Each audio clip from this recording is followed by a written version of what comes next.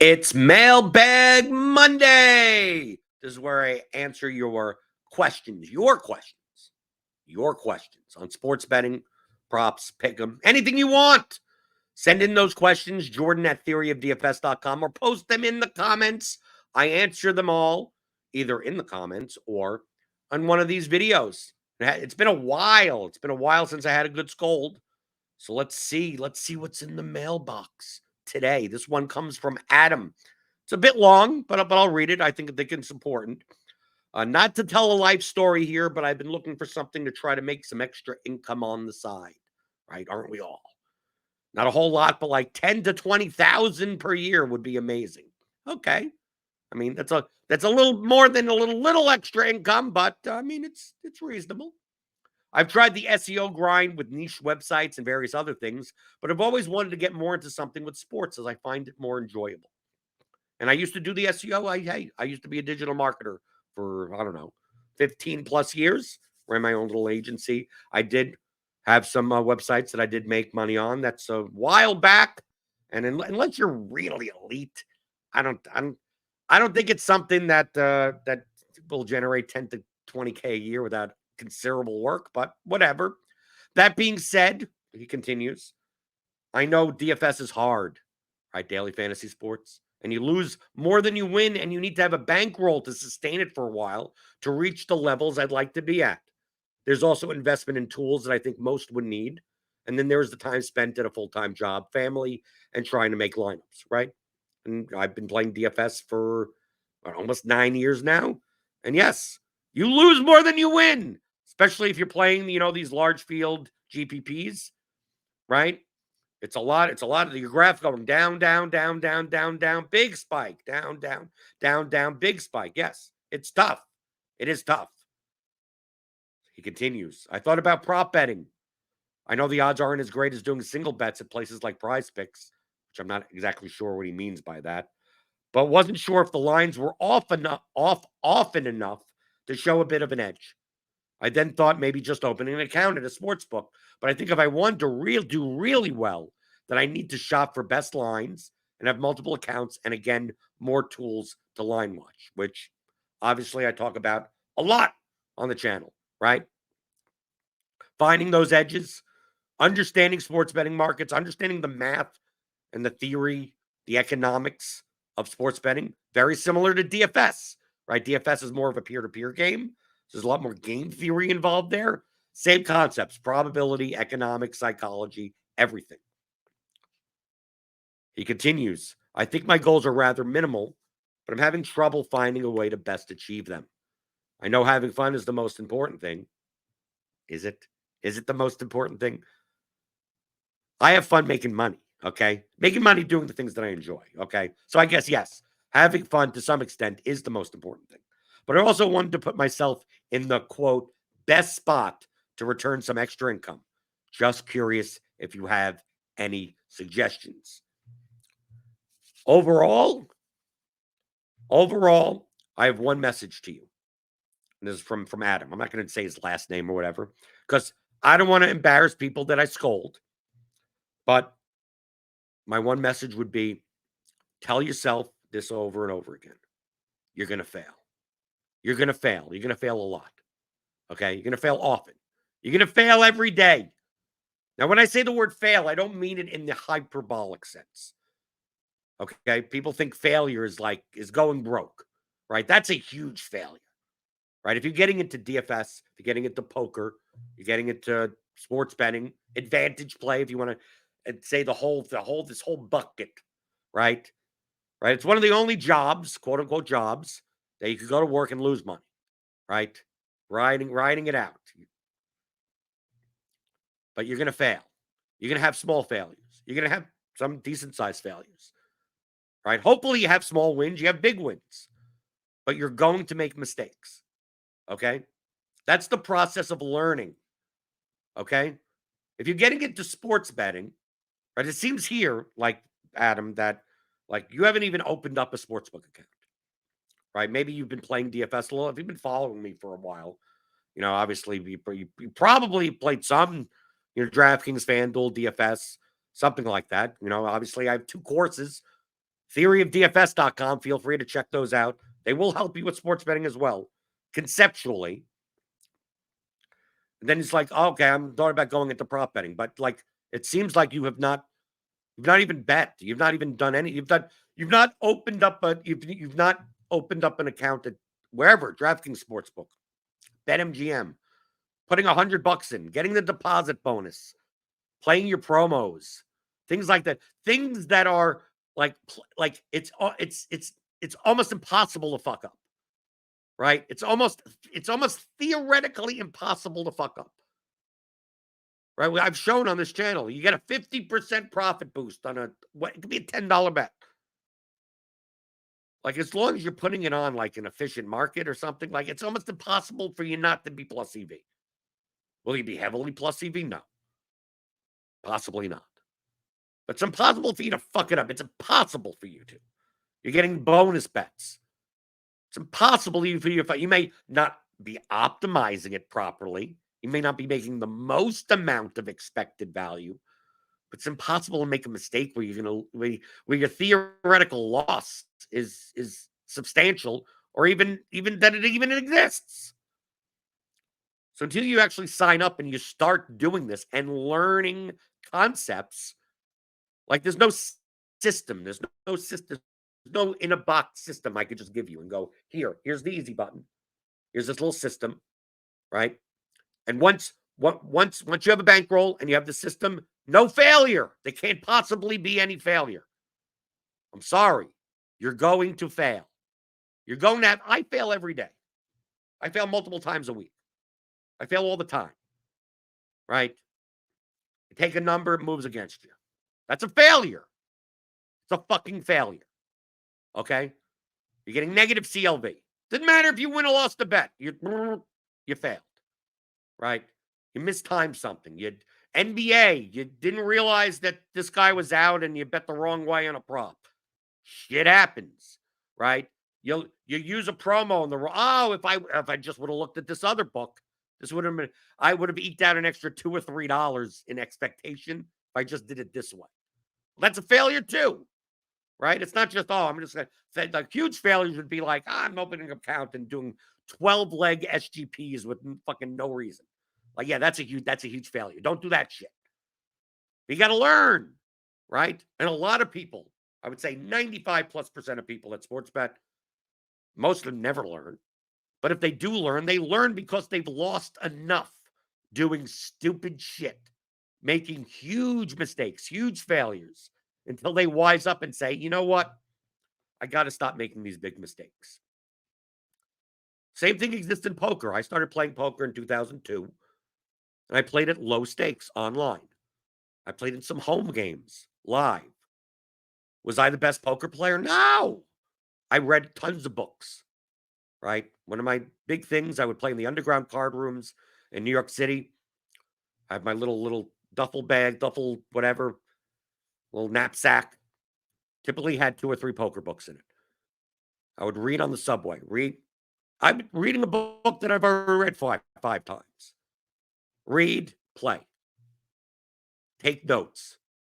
Review those notes on the subway ride home, right? Download my hand histories online. I'm playing low stakes shit.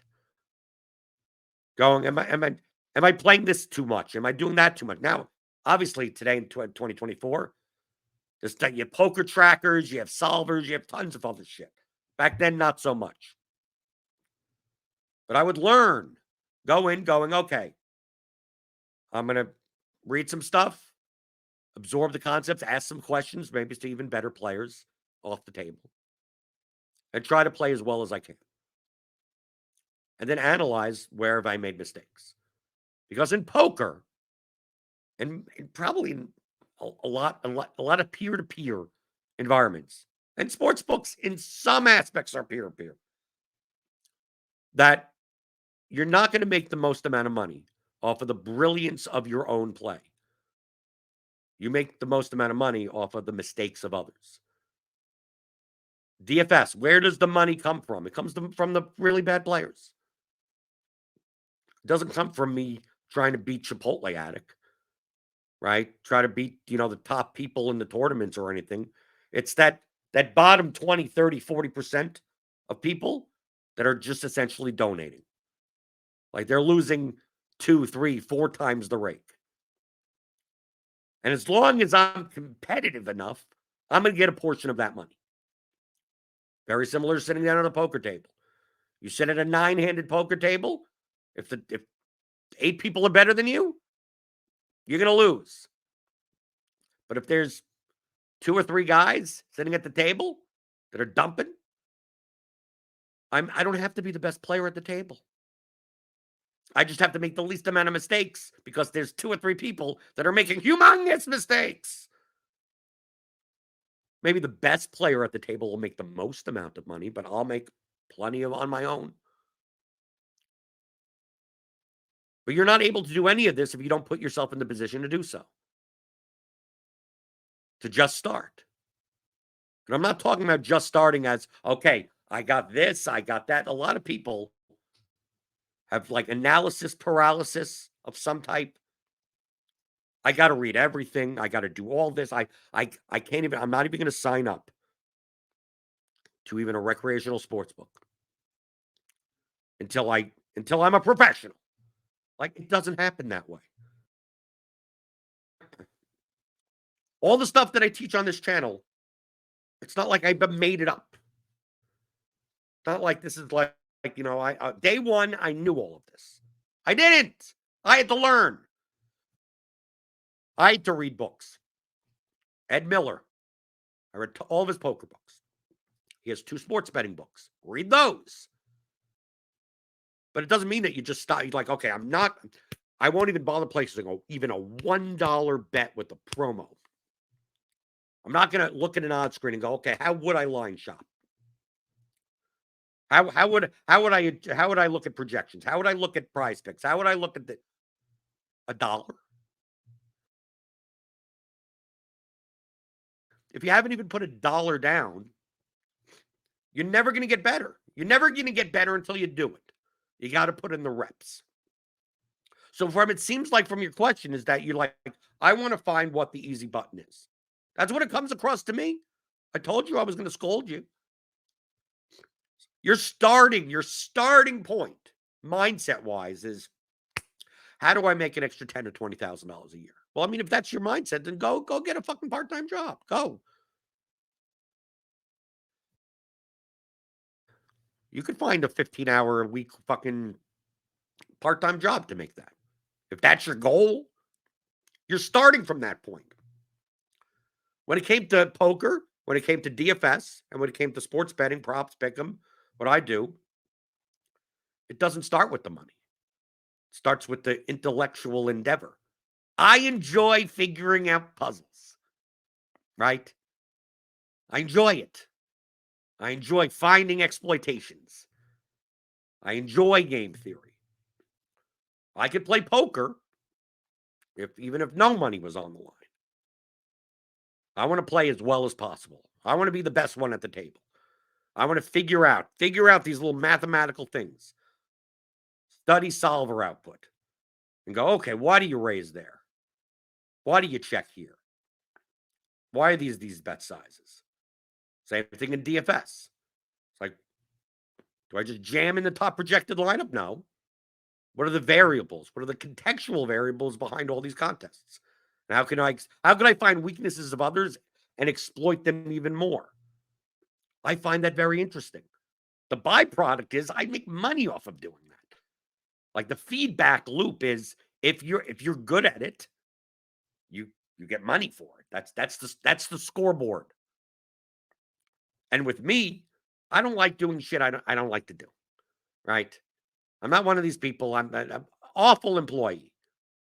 I can't work for if I don't care. I don't care. I don't care.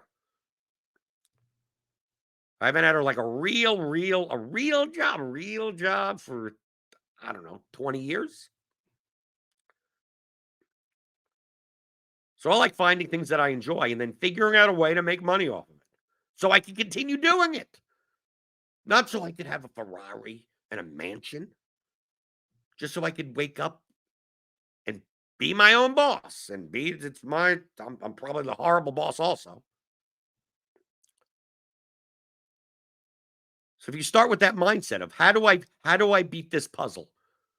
Whether or not I'm going to earn $30 at the end of the month solving this puzzle, or $3,000 at the end of the month.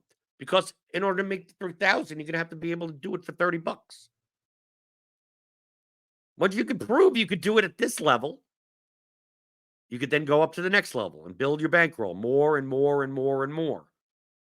But you're not going to just start out right out of the gate with no experience, no hands-on experience. You can read all the goddamn books you want.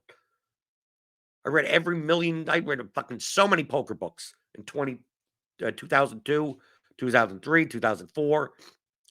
All that shit. It was on the 2+2 forums. Just reading that and then just go, I'm going to go right to the poker table. First hand of poker ever played, world-class player. That doesn't happen. That just doesn't fucking happen. You have to get in there and go, okay, I see how this works. Oh, okay, I'm not going to make sure to not do that again. Or I'm not doing enough of this. I got to do a lot more of that. That's the type of stuff that you need to do first. So my suggestion, if you want this to turn into something that you can make $10,000 to $20,000 a year, if you want to get good enough, if you want to develop your skills so that you're good enough for that, you got to start with something now, without the expectation of fucking anything.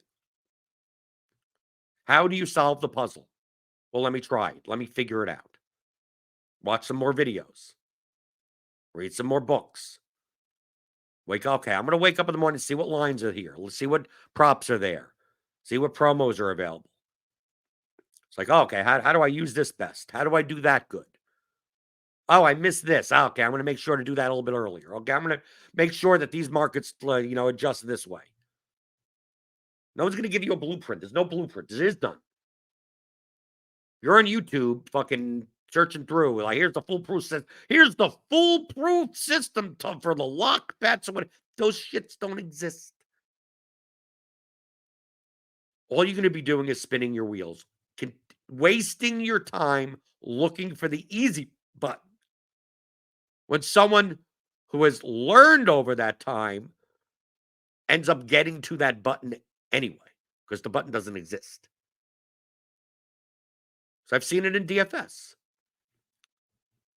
How do I spend 10 minutes and press a button, and then at the end of the day, in short term especially, like, oh, after 3 days, I didn't win. Those type of people never succeed. Why? Because they're spending all of their time looking for the easy button. Is this the easy button? Like, yeah, from it looks like, it's like, I'm looking for a little side income, so I'm going to do some SEO grind niche websites or whatever. Do you care about those websites? When you're just like, nope, someone sold me on a system. Turns out the system doesn't really work because there is no system. So you wasted all that time looking at that system. And they go, can I find another system? Does someone have a fucking make money in a box system? Next thing you know, it's 5 years later. You haven't made any money. You've wasted all this time. And you're like, okay, what's the next easy button?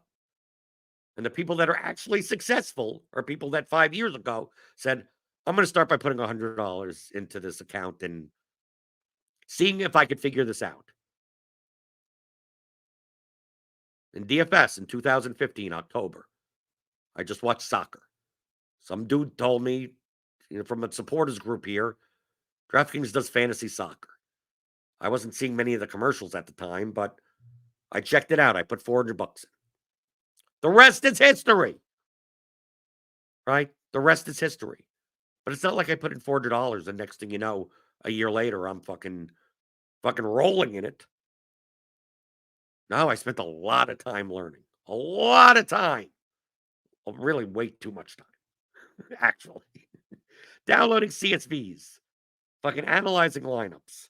Why do people play this? Why in these contests this works out? And then doing a little bit of rudimentary shit in Excel. Little toy simulations and everything. And going, this makes sense. I see why The most profitable people do that. Oh, I get it. It took me time. If I go back to my even 2017 DFS self, I would think I'm an idiot. I would go, really? You thought that? Really? You weren't doing that? And in 2017, I was profitable, right? Because there's still people making a million times more worse mistakes. Then I look back at my 2019 self, and that guy's an idiot also. Not as much of an idiot. And you learn over time. So by your 5th year, by your 10th year, you're looking back going, yeah, I'm making a lot more now because I'm making a lot less mistakes. Being much more efficient with my time. And when you start out, you may not be that efficient with your time. You're making $1, $2 bets, and you're spending 3, 4 hours a day. Just making sure that's like, okay, am I doing this right? Am I looking at this the right way? You're not gonna earn 10 to 20K a year doing it, but you're definitely learning. No one could just plop you down. So many people think if I just had $100,000 bankroll, I'd be fucking set. No, you'd probably lose it. You'd probably fucking lose it. Because you didn't learn from the beginning. You're going to make a ton of mistakes and lose money because of it. So stop trying to come from the perspective of like, how do I make the money first? And then think of like, where's the system in the boxes type of thing. That's what it seems like to me. That's how it comes across to me, at least. Because you haven't even opened an account in a sports book. Like you weren't sure if the lines were off often enough to show a bit of an edge. So why don't you look? Why don't you fucking look? Are the lines off on Prize Picks enough on whatever sport? Fucking compare the market to the lines. Compare the projections to the line. You don't have to do any. You don't even have to put any money down. Just fucking look. Like, dude, if you were that serious, don't even open up an account yet and spend 30 days fictionally betting. Fictionally betting. Say if I had a $10,000 bankroll, I don't, and then track your bets that way. And go, let me act as if. Yeah, at the end of the month, you have no actual money because it's funny money, right? Track your closing line value on straight bets on sides and totals. Track your prop bets versus publicly available projection models. Say, hey, I think this type of parlay would be successful, right? With some come up with fictional promos. Pretend you have a $20, $25 bonus bet every day. Pretend you have a 50% profit boost every day. Pretend you have a whatever. See what the common. Oh, we're gonna boost a 3-leg parlay to this, or a 4-leg SGP to that, and then just fictionally bet, and then see what your results are. If you're so concerned about failing, but if you're sitting there going, I don't want to put in all that work if I'm not assured to make $10,000 or $20,000 a year, you're never going to get to that point. You're going to fucking fail. It's inevitable. Unless you're a degenerate, you're probably not going to fail enough to go broke. Right? So that's the number. I mean, obviously, that's the number one fucking leak. Don't be a goddamn degenerate. You can't beat any of this if you're going to be a degen. Oh, I lost this bet. I'm going to double down on the fucking 10 o'clock games. And then tomorrow, I'm going to double down and, right, that type of shit, like the gambler's fallacy. Like, there's nothing I can help you then. So get rid of that shit. And you just see, it's like, okay, I'm going to try to top-down bet. But you just do it fictionally. And just track it. Okay, I technically bet $100 on my bankroll on this. And $150 on that. And then track it. If you're not willing to do that, then, like, you have to learn somehow. You have to learn. You have to learn by doing. You're not going to be able to just read a book and show up and be the best sports bettor in the world. Not going to read a book and then just show up and be the best poker player in the world. You're going to make mistakes. Your goal is to, as time goes on, make less and less mistakes. But if you're waiting for a point in which you know that you cannot fail, you're going to die before that happens. That will not happen. You will fucking fail. And then don't beat yourself up over it. Learn from those mistakes and try to do them less. Track your play. That's why tracking your play is so important. If you're not using like an app like BetStamp or Pickit or the Action Network, or you're not doing it on a spreadsheet, you're yourself adding extra information. How are you ever expecting to get better? You don't even know what you're doing well and what you're not doing well. Same thing for Poker Tracker and online poker. Live, it's a little bit harder. I don't realize I'm losing so much money in early position. Maybe I'm opening with too wide of a range. Or maybe I'm in a game where it's not as beneficial to open in that spot. You wouldn't know without tracking. You would have no fucking clue without tracking. You got to put the work in. There's no in-a-box system. So stop trying to find the easy button. Open up a sportsbook account, a Prize Picks account, put $100 in. Bet $1, right? Little things. That's why I said even bet fictionally. Just bet with, pretend you have money.